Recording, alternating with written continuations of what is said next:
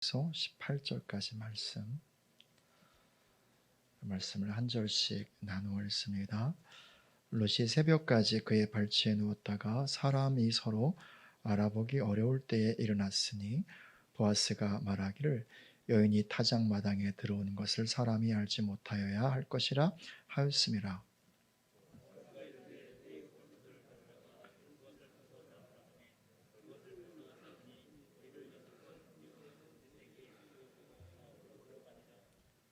롯이 시어머니에게 가니 그가 이르되 내 딸아 어떻게 되었느냐 하니 롯이 그 사람이 자기에게 행한 것을 다 알리고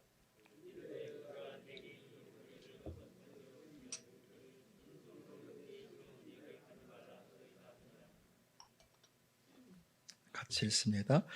이에 시어머니가 이르되 내 딸아 이 사건이 어떻게 될지 알기까지 앉아 있으라. 그 사람이 오늘 이 일을 성취하기 전에는 쉬지 아니라. 아멘 아멘. 할렐루야. 하나님께 영광의 박수를 드리겠습니다. 아멘. 우리 앞뒤 서로 바라보시면서 인사합시다. 사랑하고 축복합니다.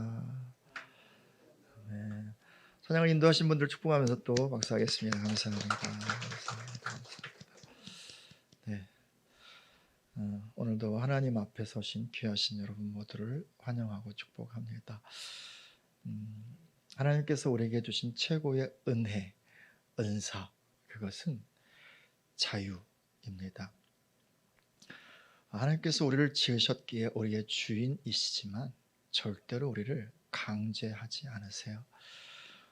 그래서 정말 우리를 존중해 주시는데 그 존중해 주시는 방식이 우리에게 자유를 준 것입니다. 그래서 인생은 자유를 가지고 선택할 수 있습니다. 내가 왕이 되기를 선택할 수 있고요. 더 나아가서 하나님이 왕이시다라는 사실을 선택할 수 있습니다. 그래서 믿음을 갖는다라고 하는 것은 하나님의 은혜, 하나님의 사랑 앞에서 반응을 하는 거죠. 그래서 나의 왕은 내가 아니라 하나님이십니다. 이 사실을 선택하고 고백하는 것입니다. 신앙으로 산다는 것은 매 순간순간을 그렇게 하나님의 왕 되심을 고백하면서 그 하나님의 빛 가운데서 한 순간순간을 사는 것, 이것이 바로 신앙생활을 한다라고 하는 것이죠. 오늘은 종려주일입니다.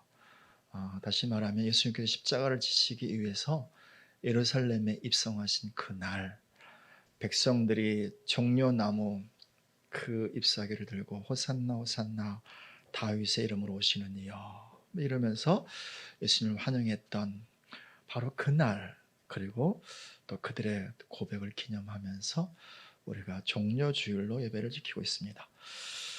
그 말은 곧 이번 주간이 순환주간이란 말이고요. 다음 주에는 부활주일이기도 하다라고 하는 것입니다. 유대인들은 이때에 페사흐라고 하는 유월절을 오늘부터 유월절을 지키기도 합니다.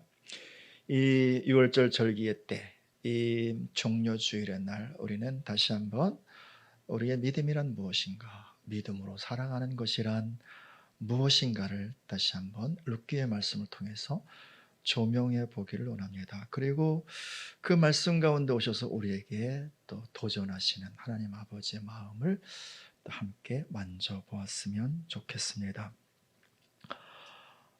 룻기는 사사시대 말엽쯤에 있었던 한 가정의 이야기에 대한 이야기입니다. 그리고 이제 사사기와 사무엘상 그 사이에 있어. 그러니까 사사시대를 마무리하고 그리고 사무엘상 왕정시대를 연결하는 중간 고리 역할, 다리 역할을 하는 것이 바로 룻기의 말씀이고요. 그렇게 하나님께서는 한 시대를 닫고 한 시대를 여는데 그렇게 많은 사람을 쓰지 않으시고 한 가정을 쓰세요. 그리고 그 중에 아주 작은 여인 룻을 쓰셔서 하나님의 새로운 시간과 새로운 역사를 열어 가십니다. 우리가 지난주에 사사기 말씀을 함께 읽었는데요. 사사기 말씀을 읽다 보면 사람이 다 이런가 보다 라는 생각이 들어요. 사사시대를 시작한 사람, 연 사람이 여호수아잖아요. 그죠? 이스라엘 백성들을 이끌고 요단강을 건너서 이제 가나안 땅을 정복합니다. 5년의 시간을 걸쳐서 가나안 땅을 정복하고 각 지파별로 분배를 합니다. 그리고 마지막에 이제 성별사를 하면서 이렇게 말하죠. 사랑하는 여러분들이여, 만일 우리 조상들이 섬기던 저 동방의 메소포타미아의 신들이 좋아 보이거든 그 신들을 섬기십시오. 만일 우리가 애굽에서 섬기던 그 신들이 좋아 보이거든 애굽의 신을 섬기십시오. 그리고 우리가 점령한 이 가나안 땅에 있는 신들이 좋아 보이거든 그 신들을 섬기십시오. 여러분들에게는 그럴 수 있는 자유의지가 있습니다. 그러나 나와 내 집은 오직 여호와만 섬기겠습니다. 나와 내 집은 오직 여호와 하나님 그분이 나의 왕이시라고 우리의 주시라고 고백하고 그 고백 가운데 살아가겠습니다. 그때 이스라엘 백성들이 한 목소리로 말합니다. 우리도 그러하겠나이다. 우리도 오직 여호와만 섬기겠나이다. 그렇게 고백합니다. 사사시대는 이렇게 아름답게 열렸습니다. 그래서 하나님께서 왕을 따로 두지 않으시고 하나님께서 친히 왕이 되시고 그리고 필요에 따라서 사사라고 하는 사람들을 세워서 통치하던 때가 사사시대였죠. 처음에 고백으로만 간다면 정말 아름다운 시대가 열려야 했습니다. 그런데 그렇게 고백했던 출애굽 1세대가 다 죽고 나서 마치 경쟁이나 하듯이 하나님의 왕되심을 고백하는 자리에서 떠나기 시작합니다. 가만히 보니까 농사를 짓다 보니까 비도 필요해. 농사가 잘 되려면 비의 신인 바알을 섬겨야 될 것 같아. 바알을 섬깁니다. 또 아이들도 좀 많이 낳아야 될 것 같고 그래야 가문이 융성하기에 아이를 많이 낳게 해준다는 아세라 신을 섬기기 시작합니다. 한편으로는 하나님을 섬기기도 하지만 삶의 필요를 따라서 유익을 따라서 이 신 저 신을 섬깁니다. 고로 사실 그 마음의 중심과 존재의 중심 가운데는 누가 있는 것입니까? 어느새 하나님이 아니라 내가 왕이 되는 거죠. 내 필요를 채워줄 신을 스스로 선택해서 이곳에도 기웃 저곳에도 기웃 이쪽에도 발을 디디고 저쪽에도 발을 디디면서 그렇게 정신없이 신앙생활을 해나갑니다. 그러면 그럴수록 더욱더 하나님으로부터 멀어지게 되고 사람들은 하나님의 뜻으로부터 아주 멀리 있게 됩니다. 우리가 지난주에 나눴던 것처럼 이 사사시대 말엽에 지도자는 심히 타락을 해서 결국 자기 가정만 돌보고요. 자기 배만 채우고요. 그리고 또 예배는 심각하게 왜곡되고 편질되어서 자기 집만을 위한 예배를 드리고 자기 집합만을 위한 그런 예배를 드리게 됩니다. 더 나아가서 동성애 그리고 성적인 많은 타락과 어둠이 이 사사시대 마렵에 가득하게 됩니다. 이것이 바로 하나님을 떠난 세상의 일반적인 모습이요 시대 말의 모습이다라고 할 수 있습니다. 처음엔 너무 아름답게 시작했어요. 하나님의 백성들이 우리 모두가 다 여호와만 왕으로 섬기겠습니다. 그렇게 예배하며 살겠습니다. 그렇게 아름답고 광대한 땅, 적과 꿀이는 땅에서 그렇게 하나님의 백성으로 그렇게 멋지게 살겠습니다. 얼마 지나지 않아서 자신들이 왕이 되어서 하나님도 이용을 할 뿐만 아니라 이러저러한 신들을 차용을 하면서 결국 자기들의 삶을 세워가는 자신이 왕이 된 그 자리에 이스라엘이 서게 되죠. 그러면 그럴수록 점점 더 나라는 국력은 쇠약해지고 삶은 점점 더 피폐해지고 어려워집니다. 그 사사시대의 말기를 대표하는 그 말기의 모습을 그대로 여실히 보여주는 한 가정이 있는데 그 가정이 바로 엘리멜렉의 가정, 베들레헴에 살고 있었던 엘리멜렉과 나오미의 가정입니다. 이들은 하나님을 예배하는 자로 부름받은 자들이었습니다. 왜냐하면 엘리 나의 하나님 멜렉 왕이십니다. 평생을 이 고백으로 살아야 할 자가 바로 엘리멜렉이었거든요. 나오미 나의 기쁨이 그녀에게 있다. 그렇게 하나님을 예배하면서 하나님이 기쁨이 되어야 할 여인이 바로 나오미였거든요. 엘리멜렉과 나오미는 이렇게 오롯이 하나님을 왕으로 고백하고 그리고 그 왕 대신 하나님을 섬기면서 신앙으로 살아내므로 이스라엘 전체 가운데 빛이 되어야 할 그런 가정이었고 그런 신앙인들이었습니다. 근데 가뭄이 와요. 삶이 어렵다는 거죠. 힘들다는 거죠. 그 일로 인해서 집을 팝니다. 농토를 팝니다. 기업을 다 팔아요. 그렇게 돈을 챙겨서 이제 가는 곳이 어디냐면 저 동력 땅, 요단강을 건너서 해 뜨는 곳, 물이 조금 더 많은, 농사를 하기 조금 더 좋은 모압으로 이주를 하게 됩니다. 뭐가 문제입니까? 필요하면 그럴 수도 있는 것 아닙니까? 근데 문제는 그들은 하나님을 섬기는 이들이었다는 거예요. 삶이 힘들고 어려워도 그 자리를 지켜내며 거기서 하나님의 왕되심을 고백하고 선포하며 예배하는 예배자들, 그것이 그들의 부르심이었다라고 하는 것입니다. 그래서 그들이 이주했다는 것은 결국 그들의 사명의 자리를 뒤로 했다는 것이죠. 더 나아가서 그들이 고백하는 하나님의 그늘이 아닌 모압의 신인 그모스의 그늘 아래로 가는 것입니다. 그것이 바로 그 가정의 문제였을 뿐만 아니라 사실은 사사시대 말기에 이스라엘 백성들 전체의 실상이고 모습이었던 거죠. 사랑하는 여러분, 우리 한국교회는 어떠한가요? 우리 한국교회는 정말 순수하게 오직 주님만이 우리의 왕이시라고, 아무것도 없었을 때, 일제시대 때, 6.25 사변 때, 그리고 60년대 70년대 정말 먹고 살기 너무 힘들 때 우리 믿음의 선배님들은 오직 하나님밖에 없다고, 오직 주님밖에 없다고 이 신앙의 고백으로 어렵고 힘든 시간들을 살아왔죠. 그 선배님들의 세대가 지나가면서 이제 다음 세대가 되었습니다. 이때 삶이 많이 공고해지고 많이 어렵습니다. 그래서 어쩌면 우리는 핑계 삼아서 이 엘리멜렉과 나오미의 가정처럼 세상으로 한 걸음 두 걸음 그렇게 가고 있지는 않는지요. 아무튼 그들의 결말은 우리가 너무나 잘 압니다. 모압 땅으로 이주하자마자 엘리멜렉이 갑자기 죽습니다. 그것도 모자라서 갓 결혼한 두 아들이 아마도 전염병이 들었던 것 같아요. 그 전염병 때문에 말론과 기론이 함께 죽습니다. 그러는 사이에 갖고 왔었던 모든 재산을 다 탕진해, 다 잃어버립니다. 남은 게 아무것도 없어요. 기업을 팔아서 남겨놓은 돈도 없어졌어요. 아무것도 없어요. 이제 남편도 돌아갔어요. 두 사랑스러운 아들도 돌아갔어요. 남은 것이라고는 3명의 미망인밖에 남지 않았어요.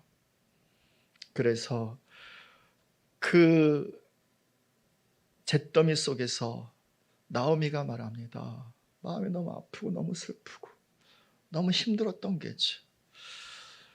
두 며느리에게 말하죠. 집으로 돌아가라고.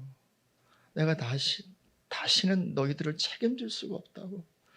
너희를 책임질 수 있는 무슨 유업이 돈이 나한테 있는 것도 아니고 혹은 또 다른 아이가 있어서 너희와 결혼할 것도 아니고, 그러니까 집으로 돌아가라고. 집에 가서 다시 모압 사람들과 재가를 해서 그렇게 새로운 인생을 출발하고 새롭게 잘 살라고 이야기합니다.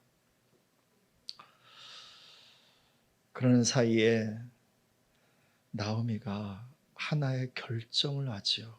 어떤 결정을 합니까? 다시 베들레헴으로 돌아가야 되겠다. 다시 이스라엘로 올라가야 되겠다. 여러분, 이 결정은 쉬운 결정이 아니에요.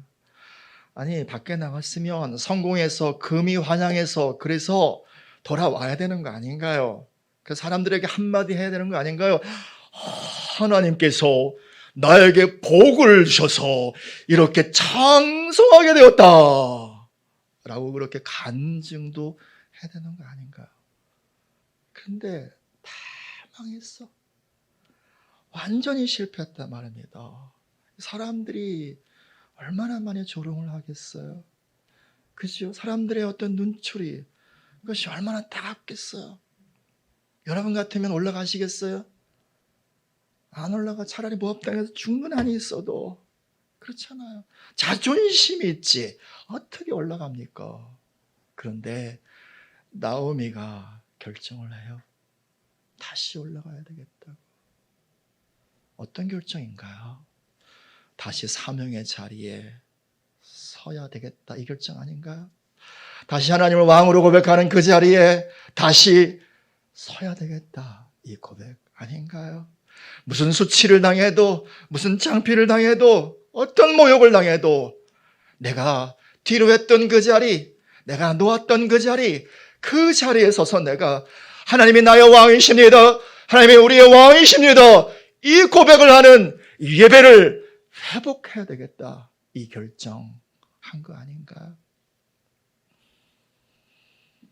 이 결정 앞에서 한 며느리 오르반은 도로 친정집으로 돌아갑니다.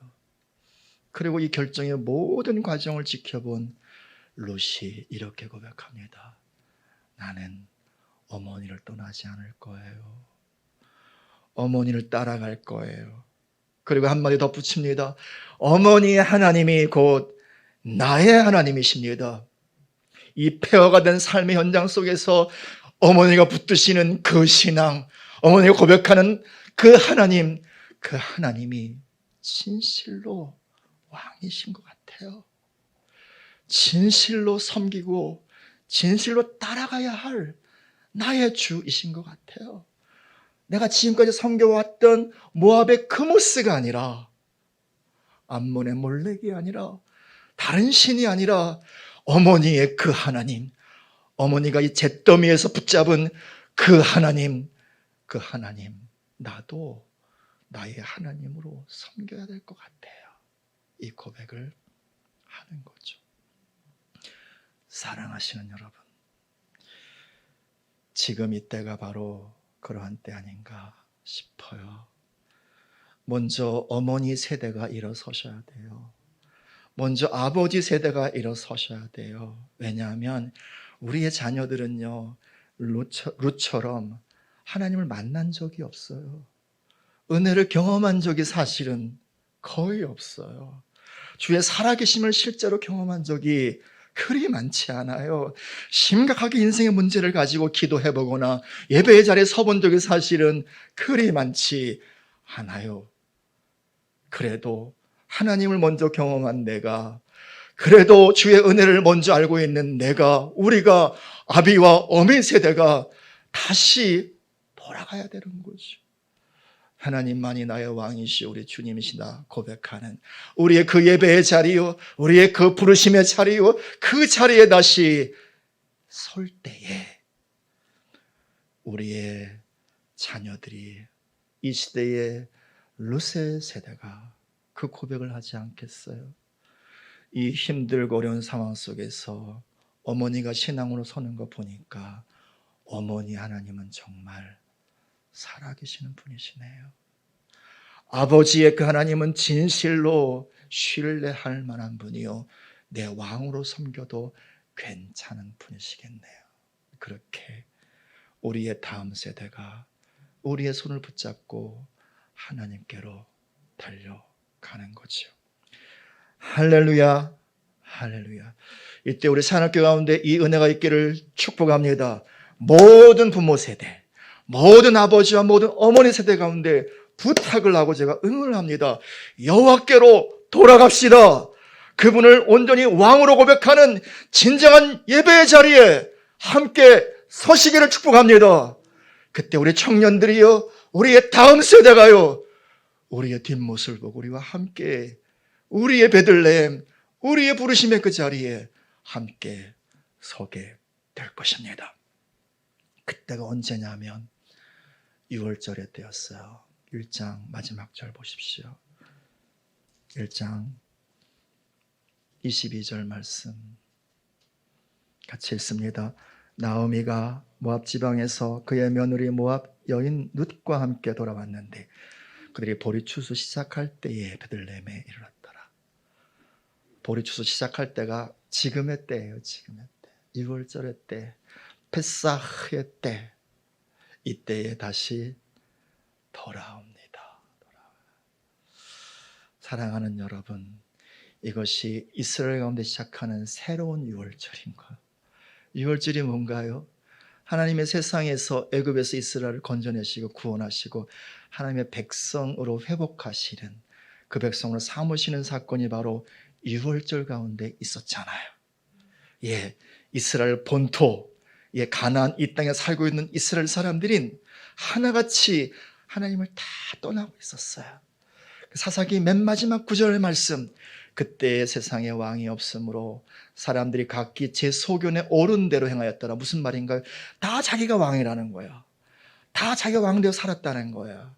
바로 그때 하나님께서는 저 동쪽에서요, 작은 신앙을 품은 한 가정을, 그리고 한 여인을 요단강을 건너서 다시 이스라엘로 들어오게 합니다. 그리고 그들을 통해서 하나님의 새 역사를 시작합니다. 바로 지금의 때가 그런 때라고 합니다. 우리가 정말 연약한 자라 할지라도, 아무도 나를 알아주지 않고 심지어 나도 나에게 어떤 기대를 할 수 없는 그런 존재라 할지라도 진실로요, 진심으로요, 주를 향한 사랑의 고백과 믿음의 고백으로 일어서서 주께 달려갈 때 하나님은 다시 우리를 통하여 새로운 6월절의 역사, 새로운 주의 시대를 열어 가시리라 믿습니다. 이렇게 하신 하나님께 영광의 박수를 드리겠습니다. 아멘, 아멘. 그렇게 올라왔어요. 그러면 일이 잘 돼야 되는 거 아닌가요? 안 되던 일도 좀 풀려야 되고, 그죠? 막혔던 일은 열려야 되고, 그리고 또 이렇게 좀 잘 되고 번성해야 되는 거 아닌가요? 근데 문제가 해결된 게 아무것도 없어. 우리 더 힘들어, 더 힘들어. 차라리 모압에 있을 때는 먹을 게 없으면 친정집에 가서 뭐 좀 꿀수라도 있지, 얻어올 수도 있죠. 그렇잖아요. 다시 베들레헴에 올라왔어. 집이 있어요, 없어요? 없잖아. 어느 집에 빌려서 살겠죠. 그리고 이제 뭐 농토가 있나요? 그때가 보리 추수할 때니까, 그죠? 보리 이삭을 간직한 밭이 있나요? 없어요, 없어요. 그러니까 사실은 매일매일 걱정해야 돼. 오늘 뭐 먹고 사나? 오늘 끼니를 때웠으면 내일 뭐 먹고 사나? 그래서 그때 마침 보리 추수할 때이기 때문에 이삭을 주우러 가서 그날 주우는 이삭 까가지고 저녁 때 먹었겠죠. 그 아침에 먹고 나서 또 오늘 저녁은 뭐 먹고 사나? 내일은 또 어떻게 사나? 이 걱정을 하면서 그렇게 하루하루 살고요. 룻은 들판에 가서 이삭을 줍습니다. 여러분, 룻은 이런 생각할 수 있지 않을까요? 다른 남자들이 눈에 들어오지 않을까요? 충분히 그럴 수 있지 않나요? 아마도 저 모압 땅에서 아리따운 여인이 올라왔다는 소식이 베들레헴 온 지경에 이렇게 다 퍼지고, 그리고 이제 뭐 남편이 없으니까 누구라도 그 여인을 데리고 장가를 갈 수 있단 말입니다. 그러니까 남자들이 이렇게 그 여인을 주목하지 않았겠어요? 지금으로 말하면 프로포즈하지 않았겠어요? 인간적인 생각이라면 차라리 그런 좋은 남자 만나서, 건강한 남자 만나서 좋은 가정 이루고 잘 살고 그러면 어머니 걱정도 덜고 그 어머니도 섬길 수 있는 거 아닌가요? 현실적으로 그게 지혜롭고 현실적으로 그것이 어떤 그런 실질적인 대안이 될 수 있는 거 아닌가요? 그런데 룻은 그렇게 하지 않더라고요. 사람을 바라보지 않아요. 땅과 하늘만 바라봐. 땅은 이삭 주느냐고, 하늘은 하나님이시라고. 잘 몰라도 하나님이시라고. 하나님이 나의 왕이시고 나의 전부시라고. 하나님 나를 이끌어 가시는 분이라고. 땅 한번 보고 하늘 한번 보고 그렇게 살아요. 여러분, 이걸 누가 봅니까? 하나님이 보세요. 인간의 심장과 폐부를 감찰하시는 불꽃 같은 눈두자를 가신 하나님께서 룻을 봐요. 하나님 마음이 얼마나 좋으셨을까. 그렇죠? 또 누가 봅니까? 자기 시어머니 나오미가 봐.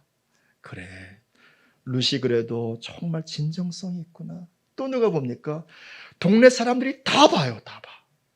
충분히 다른 마음 품을 수 있고 충분히 대충 살 수 있는데 그 하루하루를 신앙으로 살아가는 그 룻의 모습을 동네 사람이 다 지켜봐요.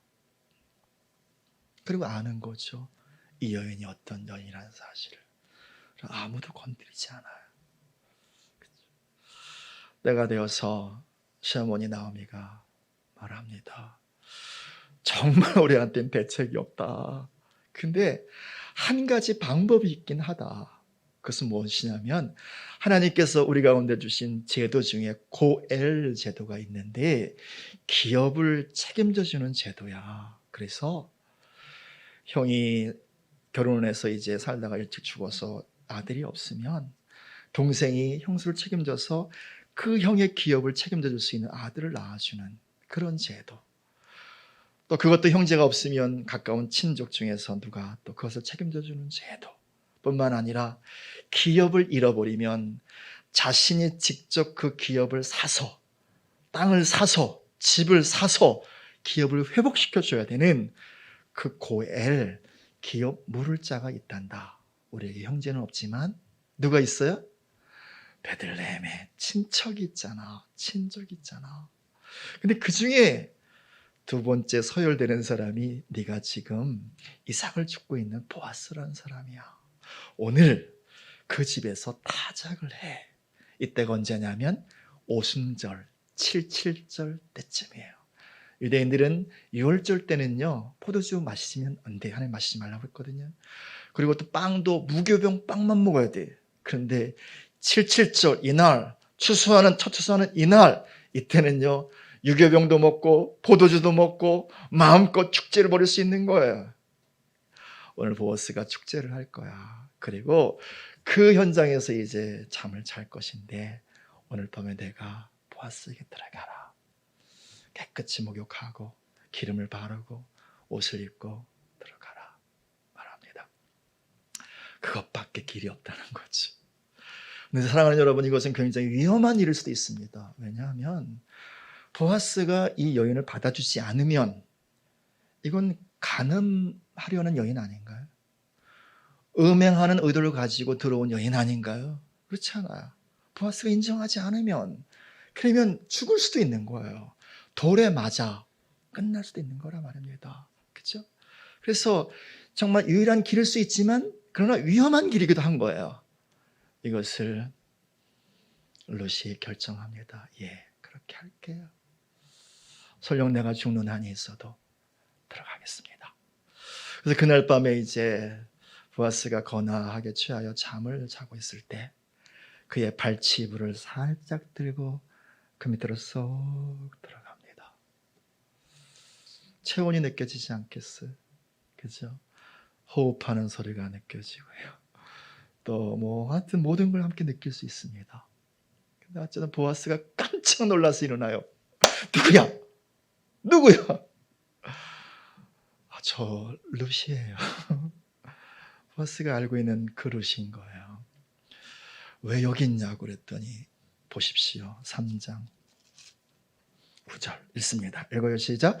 이르되 내가 누구냐 하니 대답하되 나는 당신의 여종 룻이오니 당신의 옷자락을 펴 당신의 여종을 덮으소서. 이는 당신이 기업을 물을 자가 됨이니이다 하니 당신이 우리 가정의 고엘이세요. 우리 가정의 기업 물을 자이세요. 우리 가정의 형편을 누구보다 잘 아시잖아요. 나의 아픔을 나의 눈물을 누구보다 잘 아시잖아요. 은혜를 베풀어 주세요. 긍휼을 베풀어 주세요. 뭐 그런 거죠. 그렇죠. 그래서 이 보아스가 이미 이 룻을 보아왔었기에 알고 있었기에 이렇게 말하죠. 그 다음 10절 있습니다. 이거요. 그가 이르되 내 딸아 여호와께서 내게 복 주시기를 원하노라. 내가 가난하건 부하건 젊은 자를 따르지 아니하였으니 내가 베푼 인애가 처음보다 나중에 더하도다. 보아스가 아는 거예요. 어떻게 신앙을 했는지, 어떻게 하루하루를 살았는지 아는 거란 말이에요. 그래서 이렇게 말합니다.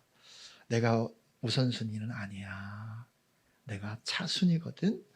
그래서 내가 내일 이제 먼저 우선순위 된 사람에게 너의 사정과 형편을 다 이야기할게. 그래서 만일 그가 책임을 지지 않고 신발을 벗는다면 하나님 우리에게 말씀하셨거든요. 책임지지 않으려면 신발 벗어라. 그래서 그 집을 신 벗은 자의 집, 가정을 책임지지 않는 무책임한 자의 집이라고 그렇게 바뀌었다. 이렇게 문표를 써붙이기도 했다고 그래요. 아무튼 그래서 그 사람이 신을 벗으면 내가 책임질게. 내가 다 책임질게. 그래서 이제 그날 밤 하룻밤을 그 이불 속에서 같이 호흡하면서 밤을 지내요. 그리고 이제 아침에 일어나서 그 보리를 6번을 이렇게 데워주고 그리고 보냅니다. 나오미가 얼마나 궁금했을까요? 그죠? 그래서 막 물어봐요. 어떻게 됐냐고. 어찌 됐어? 살아왔으니까 그래도 뭐 절반은 소망이 있는 거예요. 그죠? 그런데 이제 이 루시의 자초지종을 다 이야기합니다. 그리고 마지막 나오미의 이야기를 봅시다. 자, 18절 있습니다. 이거 시작. 이에 시어머니가 이르되 내 딸아 이 사건이 어떻게 될지 알기까지 앉아있으라. 그 사람이 오늘 이 일을 성취하기 전에는 쉬지 아니하리라. 아멘. 이 일을 성취하기까지 그 사람은 쉬는 사람이 아니라고. 그 사람은 끝까지 책임을 지는 사람이라고. 실제로 이제 4장 이야기가 그 이야기죠. 그 다음날 보아스가 그 동네 장로 10명을 다 불러 모읍니다. 그리고 증인을 세운 거죠. 그리고 이제 이 제1순위 기업 물을 자에게 말합니다. 그 나오미의 가정 당신이 책임져야 된다고. 그랬더니 그 사람이 신발을 벗으면서 나 책임질 수 없다고. 왜? 돈 써야 되니까. 자기가 손해봐야 되니까. 그들이 팔아먹었던 기업 다시 사가지고 되돌려 줘야 되니까. 힘들거든. 부담스럽거든. 못하겠다고. 안 한다고. 그때 이제 보아스가 그들의 잃어버렸던 기업을 다 사서 되돌려주고 집도 사서 돌려주고 그리고 룻을 책임집니다. 자기 아내로 맞이하고요. 그리고 아이를 낳는데 그 아이가 뭐예요? 오벳이 누구예요? 다윗의 할아버지. 새로운 시대를 열었던 다윗의 할아버지. 오베드의 뜻이 뭐냐면 예배자, 섬기다, 아바드거든요. 이 말을 누가 했어요? 여호수아가 했거든요. 나와 내 집은 오직 하나님만을 아바드 하겠노라고, 섬기겠노라고 이스라엘 모든 사람들이 다 그렇게 함께 동의했고 함께 고백했거든요. 하나님만을 아바드 하기로. 그런데 다 하나님을 떠나서 자기를 섬기는 자들이 다 되었던 바로 그때 하나님께서는 바로 이 여인의 신앙을 통해서 오벳, 새로운 예배자, 하나님만을 진실로 왕으로 고백하는 새로운 시대를 여시는 거예요. 이것이 오늘 우리에게 무슨 의미가 있는 것입니까? 이 종려주의를 지나가고 있는 우리에게 도대체 어떤 의미가 있는 것입니까? 우리의 고엘, 우리의 기업 물을 자가 누구신가요? 주 예수 그리스도 있잖아. 그 예수님께서 나와 여러분의 모든 죄와 그 죄로 인한 질고의 문제와 결국 죄로 인해서 상실할 수밖에 없었던 하나님 아버지의 자녀됨의 권세와 영원 하나님 나라 그 기업을 잃어버릴 수밖에 없었잖아요.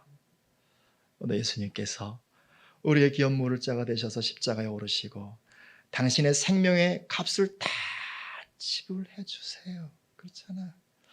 그 십자가에서 6시간 매달리면서 충분히 내려오실 수도 있었고 하늘로 올라가실 수도 있었음에도 불구하고 끝까지 엘리 엘리 라마 사박다니 나의 하나님 어찌 나를 버리시나이까 그 고통의 울부짖음을 외치시면서 그 십자가에서 끝까지 당신의 모든 생명을 다 지불하시면서 맨 마지막에 선포했던 말씀 텔레스타이 다 성취하였다. 오늘 나오미가 말한 이 일을 성취하기 전에 똑같은 단어. 히브리어는 칼라. 그래요. 우리 주님은 그 일을 성취하시기 전까지는 쉬시는 분이 아니시라고요. 우리 아버지 하나님은요, 그 일을 성취하시기까지 절대로 쉬지 않으시는 열심이 있으신 분이시라고요. 아버지 하나님 그 열심으로 이 모든 것을 성취하셨고, 예수님도 마찬가지로 끝까지 그 일을 쉬지 않으시고 성취하셨어요. 사랑하는 여러분, 우리가 지금 선택하여 들어갈 자리가 바로 예수님의 발치 이불인 거예요. 가장 깊고 은밀한 곳이에요. 그것은 누구와 공유할 수 있는 것도 아니라고요. 그래서 예수님 말씀하실 때 기도할 때 어디로 들어가라? 골방. 골방은 다른 데가 아니라 여기서 말하고 있는 주의 발치 이불 속이에요.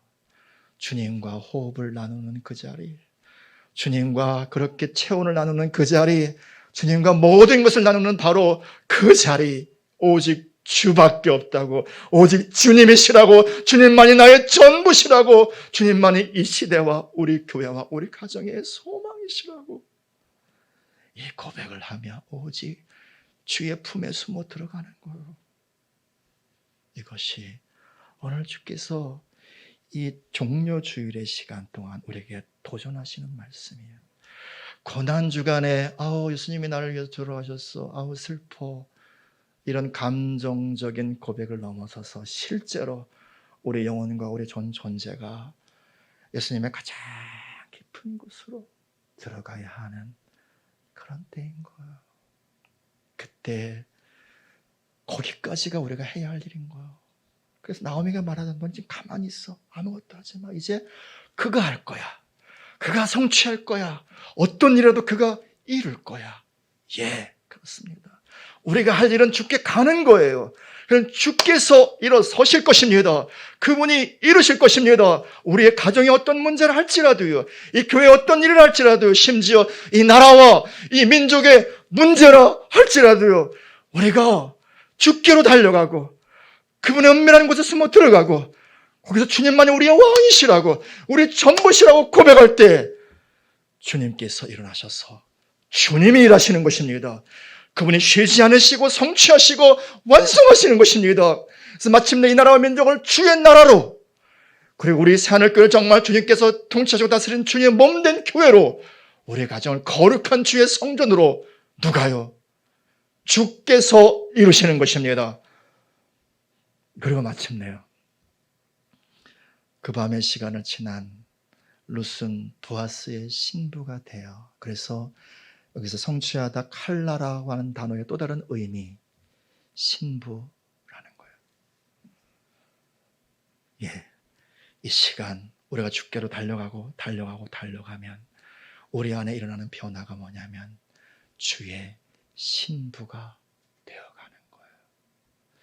하나님은 지금 이 어려움의 시간들을 통과하게 하시면서, 이 어둠의 시간들을 통과하게 하시면서 당신의 그 비밀한 곳으로 초청하시는데, 왜요?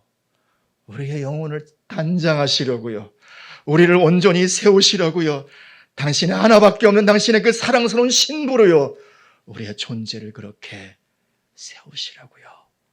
주께서 우리를 초청하시고 우리에게 손짓하시는 거예요. 말씀을 열왕기상 18장 말씀으로 마무리를 해보려고 합니다.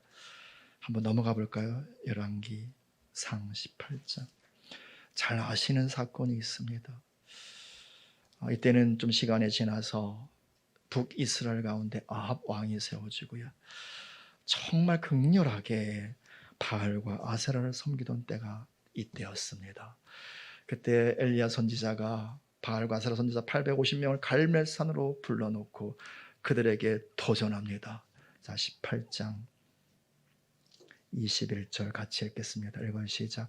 엘리야가 모든 백성에게 가까이 나아가 이르되 너희가 어느 때까지 돌 사이에서 머뭇하려느냐. 여호와가 만일 하나님이면 그를 따르고 바알이 만일 하나님이면 그를 따를지니 백성이 한마디도 대답하지 아니하는지라. 이게 바로 페사흐예요. 언제까지? 머뭇머뭇하려느냐? 하나님께서 이스라엘 백성들을 이 애굽에서 건져내신 그 사건도 6월 페사흐 그것이지만 이 말 속엔 구원하다라는 의미도 있지만 동시에 절뚝거리다, 절름발이로 걷다 이런 말이 있는 거예요. 무슨 말인가요? 어느 때까지 하나님께 한 발 두고 바알에 한 발을 두고 하나님께 한 발을 두고 아세라에게 한 발을 두고 하나님께 한 발을 두고 세상에 한 발을 두고 언제까지 이렇게 절뚝거리면서 춤을 추며 살겠느냐? 언제까지 이렇게 살겠느냐? 그렇게 말을 하는 거예요. 그러면서 진짜 여호와가 하나님이면 하나님만을 왕으로 고백하며 살고 바알이 진짜 하나님이라고 믿는다면 바알을 하나님으로 고백하며 살라고 도전하는 거죠. 그러면서 대결을 펼치잖아요. 송아지 2마리, 각 진영에서 1마리씩 잡고 또 이제 제단을 펼쳐놓고 그 위에 송아지를 올려놓습니다. 그리고 바알의 제장들이 그 앞에서 춤을 춥니다. 보십시오. 26절 있습니다. 그들이 받은 송아지를 가져다가 잡고 아침부터 낮까지 바알의 이름을 불러 이르되 바알이여 우리에게 응답하소서 하나 아무 소리도 없고 아무 응답하는 자도 없으므로 그들이 그 쌓은 제단 주위에서 뛰놀더라. 똑같이 페사흐 절름발이로 절뚝거리면서 바알 앞에서 춤을 추는 거라 말입니다. 하루 종일 춤을 추는데 하루 종일 바알을 부르는데 바알이 응답할 수 있어요? 없어요? 할 수 있죠. 사단도 이런 역사 할 수 있으니까. 근데 하지 못해. 왜일까요? 하나님이 막으시는 거죠. 하나님이 붙잡으시는 거지요. 아무것도 하지 못하도록. 그리고 마지막 엘리야가 제단을 버려놓고 그리고 송아지를 올려놓고 그 위에 물을 잔뜩 분 다음에 한마디 합니다. 여호와 하나님 당신이 우리의 왕이십니다. 이 한마디요. 그때 하나님께서 불을 내리시고 응답하십니다. 여러분, 지금 하나님이 정말 기다리고 있는 고백이 바로 이 고백인 거예요. 하나님이 정말 왕이세요. 이 6월절의 때 하나님 정말 우리의 영혼 깊은 곳에서 그렇게 터져나오는 한 고백. 하나님이 진짜 나의 주인이세요. 하나님이 정말 전부세요. 하나님밖에 없어요.